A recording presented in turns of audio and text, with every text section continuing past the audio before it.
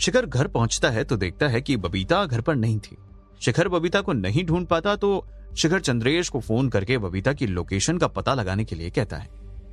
कुछ देर बाद चंद्रेश फोन करके शिखर को बताता है कि बबीता की लोकेशन इस वक्त शिखर के ऑफिस के अंदर की दिख रही थी।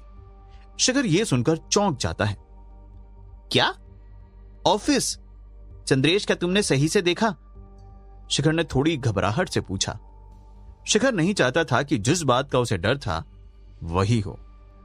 हाँ सर, मुझे खुद यकीन नहीं हुआ कि बबीता की लोकेशन इस वक्त ऑफिस में क्यों दिखा रही है। मैंने डबल चेक किया लेकिन लोकेशन वहीं की है, चंद्रेश ने पूरे विश्वास के साथ जवाब दिया। शिखर ने आगे कुछ नहीं बोला। कुछ देर के लिए मानो शिखर का वक्त रुक सा गया था। शिखर ये बात हजम ही नहीं कर पा रहा था कि बबीता ऑफिस में थी। शिखर ने चंद्रेश को लोकेशन ट्रेस करते रहने के लिए कहा और अपनी गाड़ी की चाबी उठाई। शिखर ने जल्दी से गाड़ी निकाली और ऑफिस के लिए निकल पड़ा। शिखर की गाड़ी इस वक्त हवा से बातें कर रही थी। शिखर के लिए यह जानना बहुत जरूरी था कि बबीता इस वक्त ऑफिस में आखिर कर क्या रही थी। इसके अलावा शिखर को और कुछ नहीं सूझ रहा था। तेज रफ्तार में भागती शिखर की गाड़ी से भी तेज इस वक्त शिखर के ख्याल दौड़ रहे थे। शुभचिंतक को फोन मिलाने का ख्याल शिखर के मन में आया, पर शिखर पहले खुद जाकर देखना चाहता था कि बबीता ऑफिस में क्या कर रही थी। उसने सोचा कि बिना किसी की बात की तह तक पहुंचे उसे शुभचिंतक को परेशान नहीं करना चाहिए। जैसे जैसे शिखर ऑफिस के पास पहुंचता जा रहा था, शिखर की बेचैनी भी बढ़ती जा रही थी। तुम क्या कर रही हो ऑफिस में बबीता? शिखर ने मन ही मन सोचा। शिखर के मन में यह सवाल भी कहीं ना कहीं आ गया था कि क्या उसने बबीता पर भरोसा करके गलती कर दी थी। बबीता शिखर के ऑफिस में सर्वर रूम में शिखर की कंपनी का सारा डेटा और इंफॉर्मेशन अपने पास कॉपी करने की कोशिश कर रही थी, पर क्योंकि शिखर ने अपनी कंपनी की इंफॉर्मेशन पर इतनी सिक्योरिटी लगा रखी थी, यह काम लगभग नामुमकिन था। बबीता जानती थी कि उसे यह काम जल्द से जल्द करना होगा, क्योंकि शिखर उसे घर पर ना पाकर ढूंढने की कोशिश जरूर करेगा। बबीता को इस बात का अंदाजा तक नहीं था कि शिखर ने उसकी लोकेशन ट्रैक कर रखी थी और इस वक्त शिखर तेज रफ्तार से उसकी तरफ बढ़ रहा था। बबीता काफी कोशिश करने के बाद भी शिखर की कंपनी के सर्वर से इंफॉर्मेशन नहीं निकाल पाई। बबीता मन ही मन घबरा गई। उसके दिमाग में इस वक्त सिर्फ उसकी माँ बाप की सलामती थी।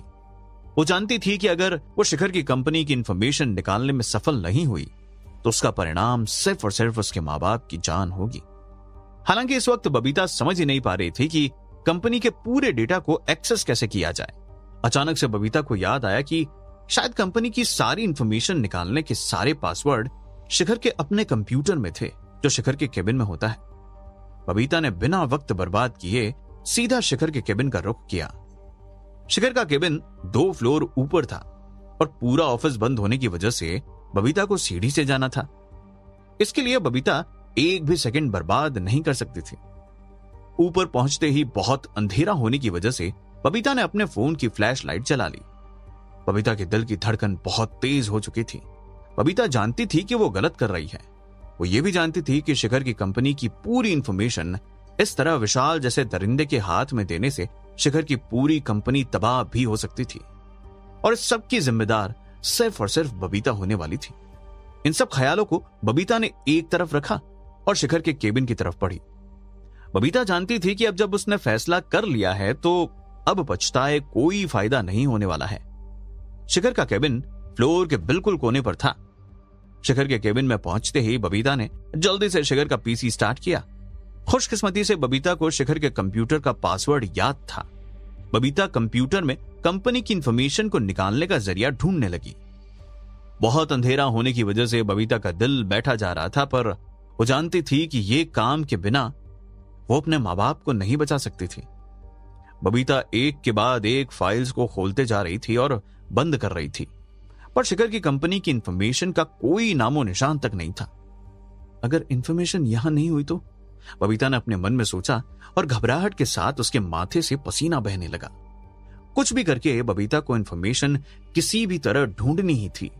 काफी देर तक कंप्यूटर में पड़ी फाइल्स को टटोलने के बाद बबीता को वो फाइल मिली जहां कंपनी के डेटा सर्वर्स के सारे पासवर्ड्स थे। इन पासवर्ड्स के इस्तेमाल से कंपनी की जानकारी निकाली जा सकती थी। बबीता वो फाइल अपनी एक पेन ड्राइव में कॉपी करने लगी। तभी उसे एक आहट सुनाई देती है। पर बहुत अंधेरा होने की वजह से बबीता कुछ देख नहीं पाती। बबीता फोन की रोशनी कैबिन के गेट पर मारती है तो सामने कोई और नहीं बल्कि शिखर खड़ा होता है। शिखर बबीता को अपने सामने खड़ा देखता है और बबीता ने उसका पीसी खोला होता है। शिखर लगभग समझ ही गया था कि बबीता क्या करने की फिराक में थी। शिखर जानता था कि बबीता कुछ इंफॉर्मेशन ढूंढना चाहती थी, किसके लिए ये वो नहीं जानता था। क्यों बबीता, आखिर क्यों? शिखर की आवाज किसी दहाड़ से कम नहीं थी। शिखर के सारे भाव एक बार में फूट पड़े।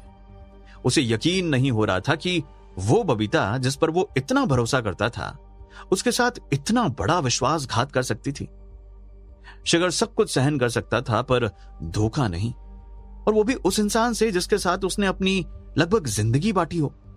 शिखर के सामने बबीता के साथ बिताए सभी पल चलने लग गए। शिखर को मानो कोई सदमा लग गया हो। शिखर के लिए ये बिजली गिरने से कम नहीं था। उसके हाथ पैर मानो ठंडे पड़ गए हो। शिखर मन ही मन ये सोच रहा था कि यह बस एक बुरा सपना हो और कुछ नहीं, पर यह सपना नहीं था। वो इंसान जिस पर उसने शायद सबसे ज्यादा भरोसा किया वो उसके सामने खड़ी थी, उसे बर्बाद करने का पूरा इंतजाम करते हुए। बबीता शिखर की भरोसेमंद सेक्रेटरी उस कंपनी को बर्बाद करने की कोशिश कर रही है जिसे खड़ा करने में न सिर्फ शिखर बल्कि बबीता ने भी उतनी ही मेहनत करी थी। शिखर समझ नहीं पा रहा था कि ऐसी क्या वजह हो सकती है कि बबीता आज ये करने को मजबूर हो गई थी। क्या बबीता को पैसों का लालच हो गया था? क्या बबीता शिखर से किसी बात का बदला ले रही थी? क्या बबीता हमेशा से ऐसी ही थी? क्या वो हमेशा से शिखर को गुमराह करती आई थी? शिखर के जहन में ये सारे सवाल बंदूक से निकली गोलियों की तरह लग रहे थे। बबीता, मुझे सिर्फ और सिर्फ ये बताओ कि कौन है, तुमसे कौन करवा रहा है ये सब? इसके अलावा मुझे तुम जैसी गद्दार से कोई सफाई नहीं सुननी। शिखर ने बबीता की आंखों में गुस्से से देखते हुए कहा। इस वक्त शिखर का दिमाग गुस्से से फटने को था। शिखर इतना बड़ा विश्वासघात अपने साथ, वो भी बबीता के द्वारा, सहन नहीं कर पा रहा था। शिखर, मेरी बात, मेरे वो। बबीता हिचकिचाई। शिखर को यहां देख बबीता को एक झटका लगा था। जिस बात को लेकर उसे घबराहट हो रही थी आखिरकार वही हुआ। हालांकि बबीता यह समझ नहीं पा रही थी कि आखिर शिखर को कैसे पता चला कि बबीता यहां पर थी। खैर, इस वक्त रंगे हाथ पकड़े जाने के बाद बबीता के पास अब और कोई चारा नहीं बचा था। बबीता ने शिखर की आंखों में देखा तो ऐसे लगा जैसे उसने खौफ का मंजर देख लिया था। शिखर इस वक्त कुछ सोचने समझने वालों में से नहीं लग रहा था। बबीता कुछ देर के लिए कुछ नहीं बोली। कुछ देर की चुप्पी के बाद बबीता के मुंह से बस एक लफ्ज निकला, विशाल। विशाल का नाम सुनते ही शिखर के पैरों के नीचे से मानो जमीन खिसक गई हो। शिखर के लिए समझ पाना मुश्किल था कि आखिर बबीता विशाल के लिए काम क्यों कर रही थी। गुस्सा सर पर होने की वजह से शिखर ने एक बार भी नहीं सोचा कि शायद बबीता की कोई मजबूरी भी हो सकती है। अक्सर गुस्से में इंसान दूसरे इंसान की भावनाओं और परिस्थितियों को समझने की क्षमता खो देता है। विशाल, तुम इतने गिरे हुए आदमी के लिए काम कर रही हो बबीता? तुम उस घटिया इंसान के लिए हम सबको धोखा दे रही हो। शिखर का गुस्सा बढ़ता ही जा रहा था। शिखर को यह हजम करना मुश्किल हो गया था कि बबीता इतना बड़ा धोखा शिखर के साथ करेगी। शिखर, मेरी बात सुनो। बबीता की आंखों से आंसू छलक पड़े और उसने रोते रोते शिखर की तरफ देखते हुए कहा, मुझे कुछ नहीं सुनना। इससे पहले कि मुझसे कुछ गलत हो जाए तुम चली जाओ यहां से बबीता। मैं तुम्हारी शक्ल भी नहीं देखना चाहता। शिखर का गुस्सा इस वक्त आसमान छू चुका था। उसे इस वक्त बबीता की शक्ल देखना भी गवारा नहीं था। शिखर को इस वक्त सिर्फ धोखेबाज बबीता दिख रही थी। वो बबीता जिस पर ना सिर्फ उसने बल्कि सब लोगों ने इतना भरोसा किया, इतना प्यार दिया, पर उन सबके भरोसे और प्यार का बबीता ने सिर्फ और सिर्फ फायदा उठाया था। बबीता कुछ नहीं बोली। उसके समझ में आ गया था कि इस वक्त शिखर उसकी कोई भी बात नहीं सुनने वाला था। बबीता ने वहां से जाना ही सही समझा। बबीता का बुरा सपना एक हकीकत में बदल चुका था। जाते वक्त उसने शिखर को मुड़कर देखा, पर शिखर वहीं बुत बनकर खड़ा हुआ था। बबीता के जाने के बाद शिखर कुछ देर वहीं खड़ा रहा। बबीता को यह सब एक बुरे सपने की तरह लग रहा था जो हकीकत बन चुका था। आखिर क्या कमी रह गई थी? क्यों किया बबीता ने ऐसा विश्वासघात? आखिर किस बात की सजा थी ये? शिखर के अंदर ये सवाल बवाल कर रहे थे। इस वक्त शिखर को कुछ समझ नहीं आ रहा था कि वो क्या करे।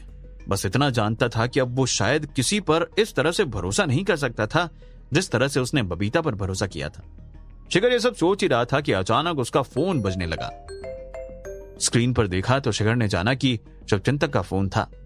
शिखर के लिए इस वक्त बात करना बहुत मुश्किल था, पर शिखर ने जैसे तैसे शुभचिंतक का फोन उठा लिया। शिखर, मुझे तुम्हें एक जरूरी बात बतानी है, शुभचिंतक ने गंभीरता के साथ कहा। बबीता धोखेबाज निकली शुभचिंतक। शिखर के ये कहते वक्त उसकी आवाज कमजोर सी हो गई थी। शिखर, मेरी बात सुनो। इससे पहले कि शुभचिंतक कुछ कह पाता, शिखर ने उसकी बात बीच में ही काट दी। मैं कभी सोच भी नहीं सकता था कि बबीता हम सबको धोखा देगी। उसने हम सबके भरोसे को तोड़ कर रख दिया है। शिखर ने आगे शुभचिंतक को पूरी बात बताई कि कैसे बबीता उसके ऑफिस में आकर उसकी कंपनी की खुफिया इंफॉर्मेशन विशाल के पास पहुंचा रही थी। शिखर ने शुभचिंतक को बताया कि कैसे बबीता ने सिर्फ उसका और शुभचिंतक का इस्तेमाल किया था। शिखर की आवाज आंसुओं में दब रही थी।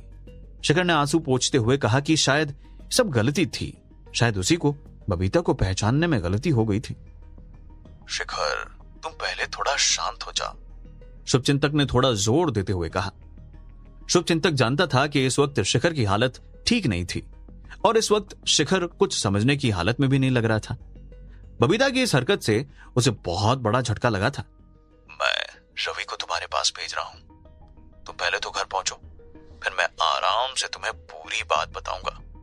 अभी के लिए बस इतना समझ लो कि ये सब एक बहुत बड़ी साजिश है। यह कहकर शुभचिंतक ने फोन काट दिया। शिखर के कुछ समझ में नहीं आया कि आखिर शुभचिंतक किस साजिश की बात कर रहा था। कुछ देर के बाद ऑफिस में रवि दाखिल होता है। वो देखता है कि शिखर अकेला अपने केबिन में अंधेरे में बैठा होता है। शिखर को इस हालत में देख रवि सहम सा जाता है। रवि को देखते ही शिखर एकदम मायूस हो जाता है और कुछ नहीं कहता। शिखर, चलो घर चलते हैं, रवि एक नरम सी आवाज में शिखर से कहता है। शिखर रवि की तरफ देखता है। मुझे माफ कर दो रवि, बबीता ने कुछ ऐसा कर दिया जिसका हम कभी अंदाजा भी नहीं लगा सकते थे कि बबीता हमें इस तरह धोखा देगी। रवि ने शिखर की इस बात का कोई जवाब नहीं दिया। वो शिखर को चुपचाप नीचे ले आया और गाड़ी में बिठाकर उसे घर ले जाने लगा। शिखर पूरे रास्ते रवि को देखता रहा। वो समझ नहीं पा रहा था कि रवि आखिर इतना शांत कैसे था। रवि की चुप्पी मानो उसे खाई जा रही थी। रवि, आखिर क्या हो गया है तुम्हें? क्या तुम्हें कोई फर्क नहीं पड़ता कि बबीता ने हम सबको धोखा दिया है? शिखर ने रवि से हैरानी से पूछा। सच पता चलेगा तो तुम्हारी ये राय बदल जाएगी, रवि ने गंभीरता से जवाब दिया। क्या रवि सच जानता था? किसने बताया रवि को सच? क्या शिखर बबीता का असली सच जान पाएगा? जानने के लिए सुनते रहिए